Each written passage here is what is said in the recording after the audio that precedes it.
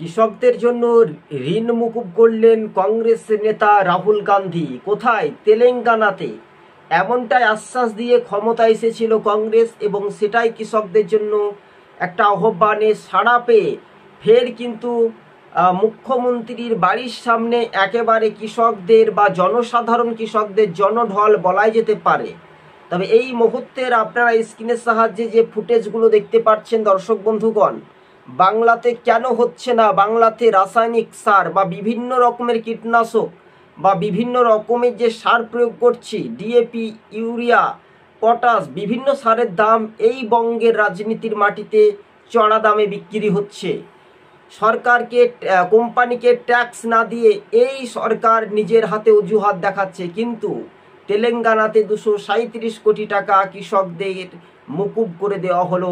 দেখবেন যে কৃষকরা ন্যায্য মূল্যে অর্থাৎ সরকারের অনুদান নিয়ে তারা কৃষক কাজে যুক্ত হয়। বিভিন্ন রকমের রবি শস্য, বিভিন্ন রকমের সবজি, পেঁয়াজ, বিভিন্ন রকমের সবজির ভাণ্ডার তারা চাষ উপার্জন করার ফল যে ঋণটা হয়ে যায় অতিরিক্ত, সেই ঋণ এবার কৃষকের মাথায় হাতের একটা চিন্তা ভাবনা ছিল।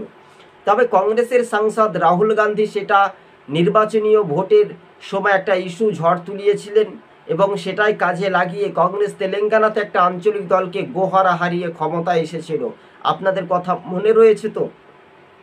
এটাই সবুজবঙ্গ নিউজ আপনাদের সঙ্গে আমরা তুলে ধরেছি। দর্শক বন্ধুগণ, ভালো করে মনোযোগ দিয়ে শুনে রাখবেন। কোনো জাতপাতের রাজনীতি কিন্তু নয়, এটা সহজ সরল বলাই যেতে পারে। তবে ফের কিন্তু নরেন্দ্র মোদীর দিকে একটা নিশানার অভিযোগ উঠছে বিজেপির দিকে। কেন বিজেপি শাসিত রাজ্যে কৃষকদের ঋণ মুকুব হবে না? এটা একটা দেখার একটা বিষয়। দর্শক বন্ধুগণ, সবুজবঙ্গ নিউজ চ্যানেলটি ভালো লাগলে প্রথম থেকে শেষ পর্যন্ত দেখবেন। চ্যানেলে নতুন দর্শক হলে অবশ্যই সাবস্ক্রাইব করে সঙ্গে থাকবেন। কার্যত রাজনৈতিক ময়দানে সেটাই শুধু সময়ের অপেক্ষা। সেই ফুটেজগুলো নিশ্চিন্তে আপনারা দেখতে পাচ্ছেন। তবে কংগ্রেসের কর্মী থেকে কংগ্রেসের নেতৃত্ব তারা প্রত্যেকেই বলেছিল যে কৃষকের ঋণ মুকুব করলে কৃষক বেঁচে থাকবে, কৃষকের অর্থ ভাণ্ডার মানুষের কাজে লাগে, কৃষক না থাকলে সরকার বাঁচবে না, কৃষক যদি কোনো রকমের 1 বছর 2 বছর সবজি বন্ধ করে দেয় তাহলে দেশে হাহাকার হয়ে যেতে পারে। দর্শক বন্ধুগণ, এটাই বাস্তবে সঠিক তথ্য বিশ্লেষণ করে আপনাদের সঙ্গে আমরা বিশ্লেষণ করেছি।